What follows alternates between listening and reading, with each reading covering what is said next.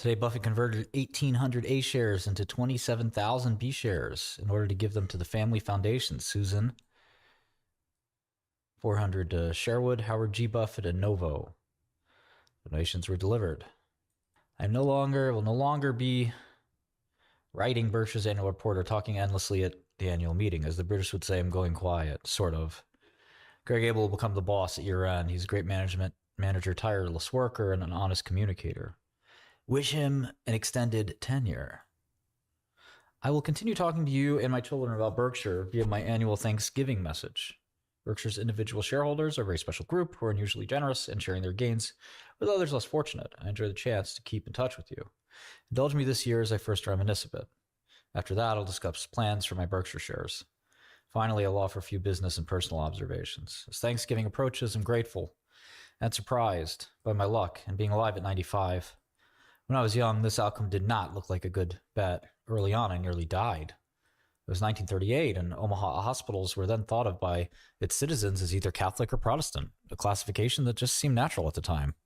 Our family doctor, Harley Hotz, was a friendly Catholic who made house calls toting a black bag. Dr. Hotz called me Skipper and never charged much for his visits. When I experienced a bad bellyache in 1938, Hotz came by and after probing told me I'd be okay in the morning. He went home, we had dinner, played some bridge. Dr. Hotz, however, couldn't, however, get my somewhat peculiar symptoms out of his mind. Later that night, he dispatched me to St. Catherine's for an emergency appendectomy. During the next 3 weeks, I felt like I was in a nunnery and began enjoying my new podium. I liked to talk, yes, even then. And the nuns embraced me. To top it all off, Miss Madsen, our third grade teacher, told 30 classmates to each write me a letter. I probably threw away the letters from the boys, but read and reread those from the girls. Hospitalization had its rewards. The highlight of my recovery, which actually was dicey for much of the first week, was a gift from Aunt Edie. She gave me a very professional-looking printing set, and I promptly fingerprinted all my attending nuns. I was probably the first Protestant kid they'd seen at St. Catherine's and didn't know what to expect. My theory, of course, was that someday a nun would go bad and the FBI would find that they neglected to fingerprint nuns. This guy was a snitch. The FBI and its director, J. Edgar Hoover, had become revered by Americans. I envisioned Hoover coming to Omaha to inspect his collection and thought Edward J. Edgar and I would identify and apprehend the wayward nun. Ironically, some years later, it became clear that I should have fingerprinted J. Edgar himself as he became disgraced for misusing his post. Ain't that the truth? That was Omaha in the 30s when a sled, bicycle, baseball glove, and electric train were coveted by me and my friends. Let's look at a few other kids from that era who grew up nearby and greatly influenced my life, but of whom I was for long unaware. Charlie Munger, my best pal for 64 years. In the 1930s, Charlie lived a block away from the house I have owned and occupied since 1958. Early on, I missed befriending Charlie by a whisker. 6 2/3 years older than I, worked in the summer of 1940 at my grandfather's grocery store, earning $2 for a 10-hour day. Thrift runs deep in the Buffett blood. The following year, I did some similar work at the store, but I never met Charlie until 1959 when he was 35 and I was 28. Think about your ages right now. After serving in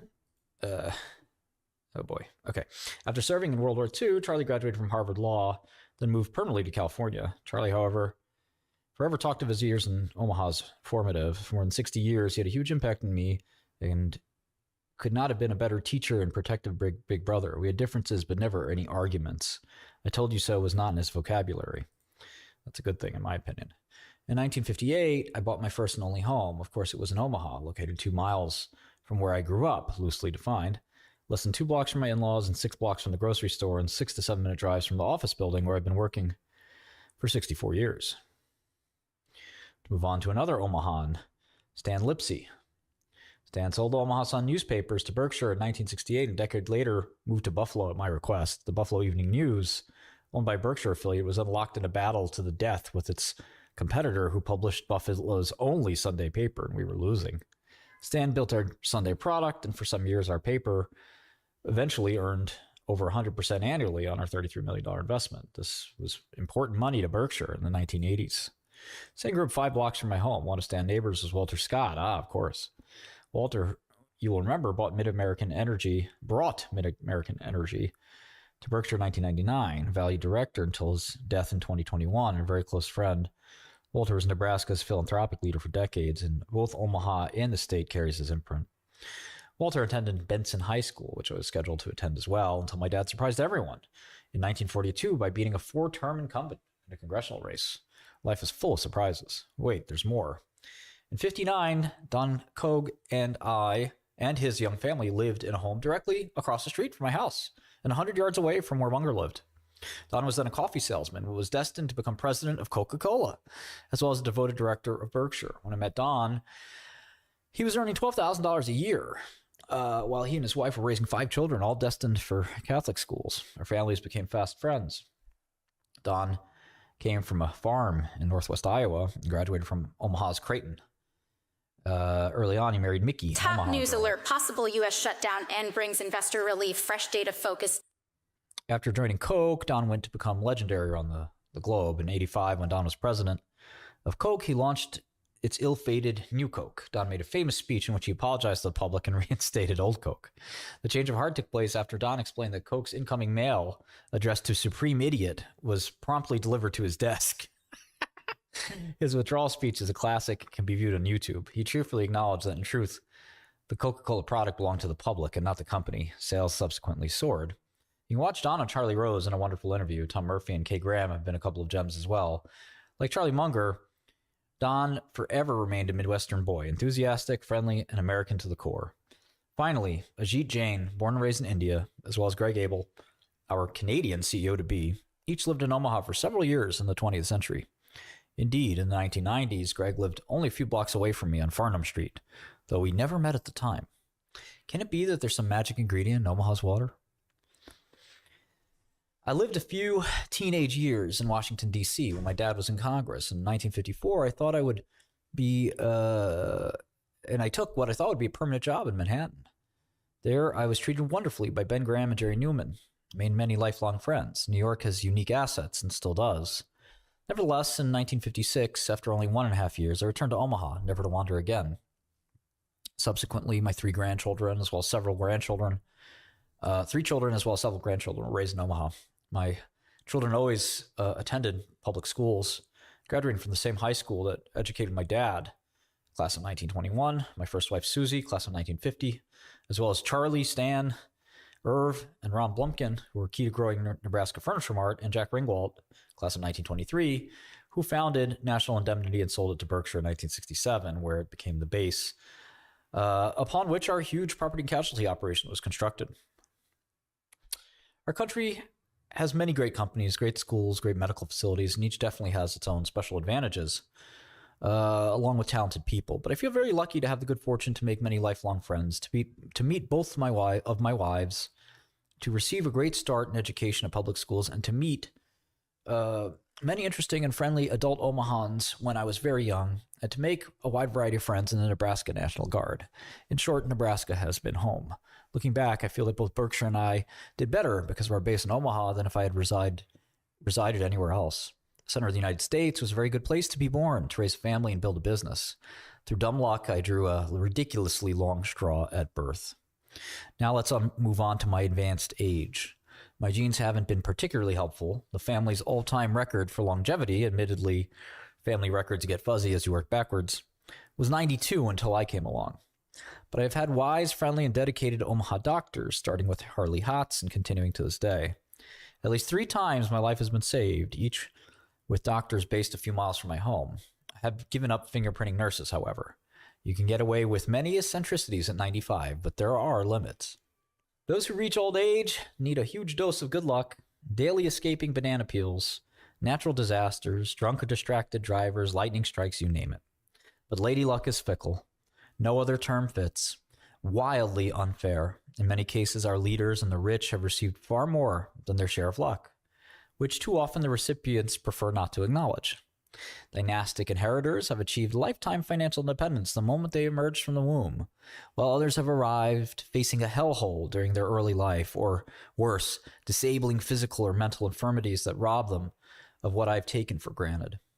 In many heavily populated parts of the world, I would likely have had a miserable life, and my sisters would have had an even worse one. I was born in 1930, healthy, reasonably intelligent, white, male, and in America. Wow. Thank you, Lady Luck.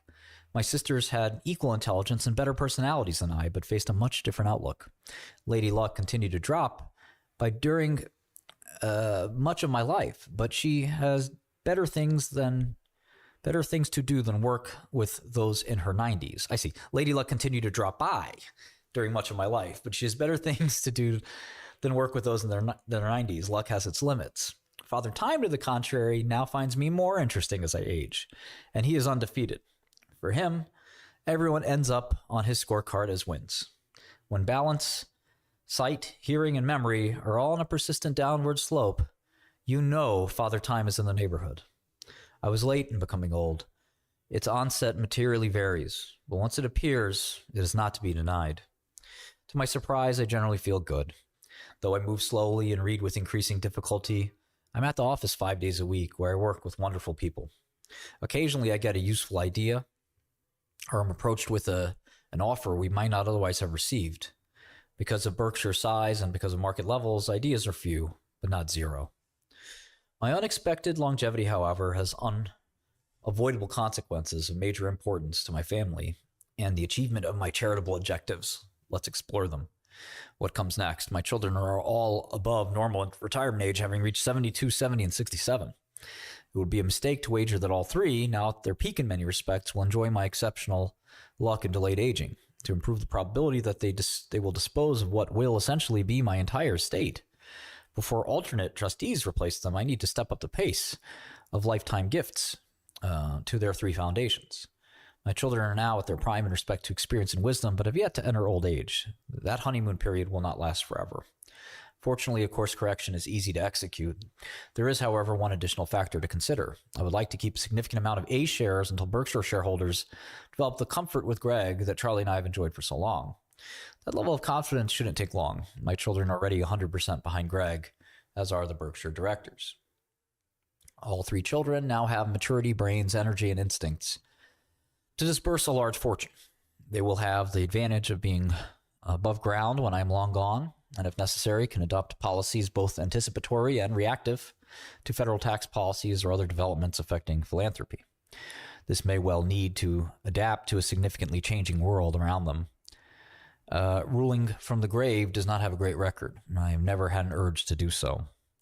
Fortunately, all three children received a dominant dosage of their genes from their mother. As the decades have passed, I have also become a better model for their thinking and behavior. I will never, however, reach parity with their mother. My children have three alternate trustees in case of any premature deaths or disabilities.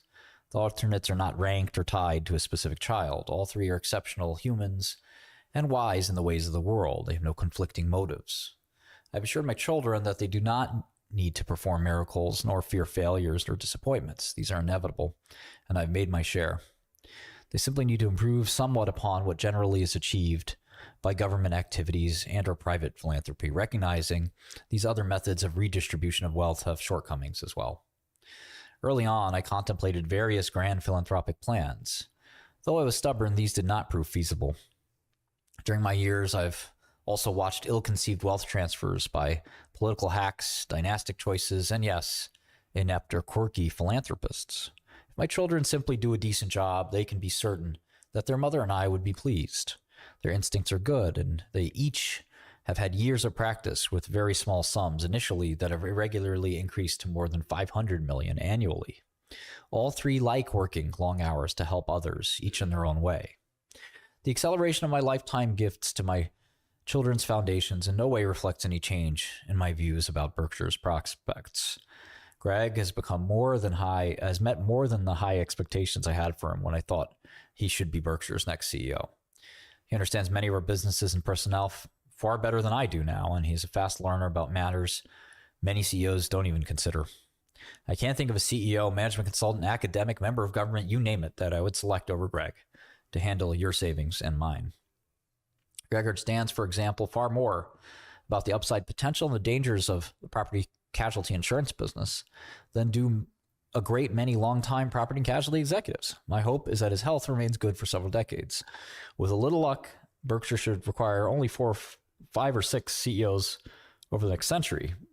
It should particularly avoid those whose goal is to retire at 65, to become look at me rich, or to initiate a dynasty.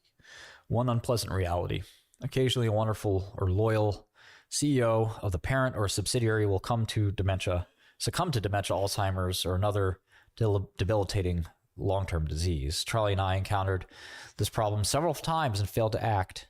This failure can be a huge mistake. The board must be alert to this possibility at the CEO level, and the CEO must be alert to the possibility at the subsidiaries. That is easier said than done. I could cite a few examples from the past at major companies. Directors should be alert and speak up is all that I can advise, and I would echo that, by the way.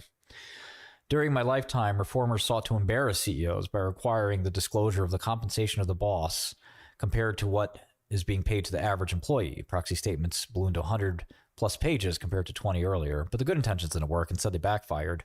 Based on the majority of my observations, the CEO of company A looked at his competitor B and subtly conveyed to his board that he should be worth more.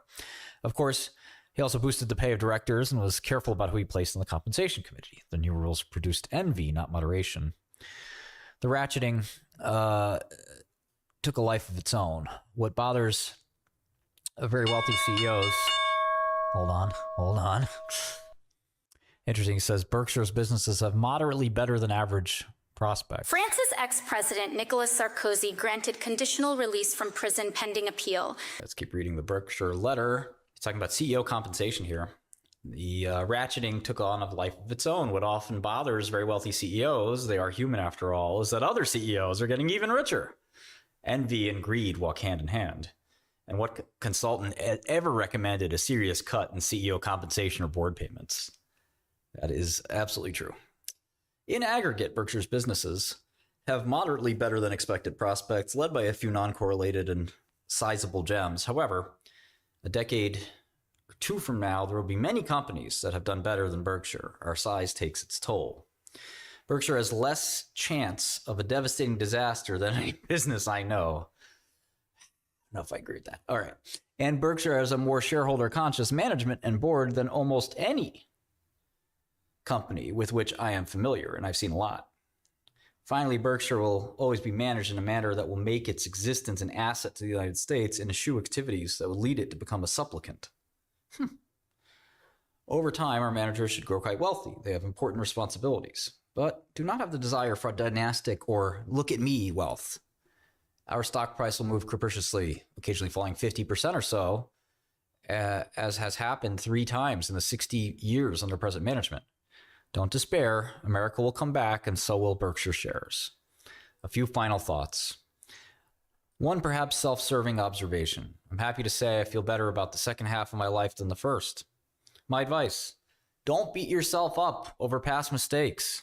Learn at least a little from them and move on. It's never too late to improve. Get the right heroes and copy them. You can start with Tom Murphy. He was the best. Remember Alfred Nobel, later of Nobel Prize fame, who reportedly read his own obituary that was mistakenly printed when his brother died, and a newspaper got mixed up. He was horrified at what he read and realized he should change his behavior. Don't count on a newsroom mix-up. Decide what you would like your obituary to say and live the life to deserve it. Greatness does not come through accumulating great amounts of money, great amounts of publicity, or great power in government.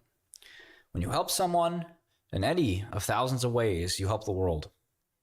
Kindness is costless, but also priceless. Whether you're religious or not, it's hard to beat the golden rule as a guide to behavior. I write this as one who has been thoughtless countless times and made many mistakes, but also became very lucky in learning from some wonderful friends how to behave better. Still a long way from perfect, however. Keep in mind that the cleaning lady is as much a human being as the chairman. I wish all who read this a very happy Thanksgiving. Yes, even the jerks. It's not too late to change. Remember to thank America for maximizing your opportunities, but it is inevitably capricious and sometimes venal in distributing its rewards. Choose your heroes very carefully and then emulate them. That drug pharmacy dude. You will never be perfect, but you can always be better. Shkreli.